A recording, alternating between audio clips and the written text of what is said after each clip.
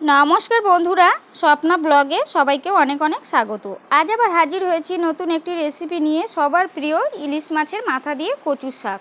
এই রেসিপিটি থাকলে গরম ভাতের সাথে আর কোনো কিছুই লাগে না। রেসিপিটি বানানোর জন্য আমি এখানে কচুর শাক নুন দিয়ে ভালো করে সিদ্ধ করে নিয়েছি, নিয়ে জলটাকে ছেঁকে ভালো করে চেপে চেপে জলটাকে আমি বের করে দিয়েছি। তো কচুর শাকটা যত ভালো করে সিদ্ধ করবে ততই রেসিপিটা তাড়াতাড়ি বানানো যাবে। আর আমি সেই সিদ্ধ করাটা তোমাদেরকে দেখাইনি। আর এদিকে কালকের 3টে ইলিশ মাছের মাথা ভাজা ছিল, তো আজ আবার একটু ভালো করে তেল দিয়ে ঝুরি ঝুরি করে আমি ভেজে নিয়েছি, সেটা দেখাইনি। তো এখন আমি রেসিপিটি শুরু করব। আমি একটা কড়াই বসিয়ে দিয়েছি, কড়াই গরম করে দিয়ে দিয়েছি পরিমাণ মতো সরিষার তেল। তেলটা গরম হয়ে গেছে, এখন আমি এর মধ্যে দিয়ে দেব সামান্য কালো জিরে। কালো জিরেটা দিয়ে একটু নাড়াচাড়া করে নেব সুন্দর একটা গন্ধ বেরোনো পর্যন্ত।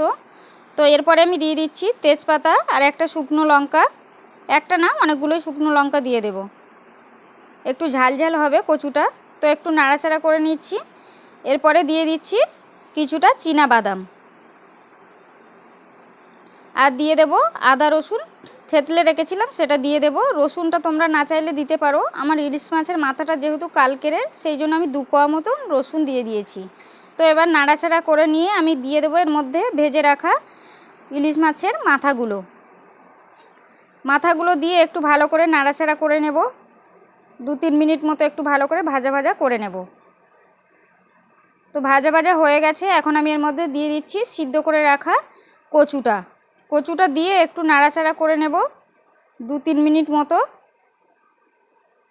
এরপর দিয়ে দেব এর মধ্যে একটু হলুদ গুঁড়ো আর শুকনো লঙ্কার গুঁড়ো।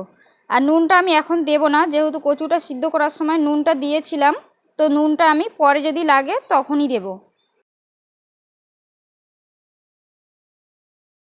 তো 2-3 মিনিট মতো এটা নাড়াচাড়া করে নিয়েছি, অনেকটাই কচুটা গলে গেছে, তেলও ছেড়ে এসছে। তো আর একটু আমি ভালো করে শুকিয়ে নেব। তো আরও 3-4 মিনিট মতো এটা রান্না করে নিয়েছি। তো নুনটা একটু কম ছিল, তো আর একটু পরিমাণে আমি একটু নুন দিয়ে নিয়েছি। এখন আমি এর মধ্যে দিয়ে দেব সামান্য চিনিটা দিয়ে আরও 5-6 মিনিট মতো এটা একটু ভালো করে শুকিয়ে নেব আমি কচুটা নিয়ে। আমি অফ করে দেব গ্যাসটা। রেডি হয়ে গেছে আমার গরম গরম ইলিশ মাছের মাথা দিয়ে কচুর শাক। আজকের রেসিপিটি এই পর্যন্ত। ভিডিও ভালো লাগলে অবশ্যই লাইক কমেন্ট শেয়ার করতে ভুলো না। দেখা হচ্ছে পরবর্তী ভিডিওতে। সবাইকে অসংখ্য অসংখ্য ধন্যবাদ। সবাই ভালো থেকো, সুস্থ থেকো, আর চ্যানেলটা সাবস্ক্রাইব করতে ভুলো না।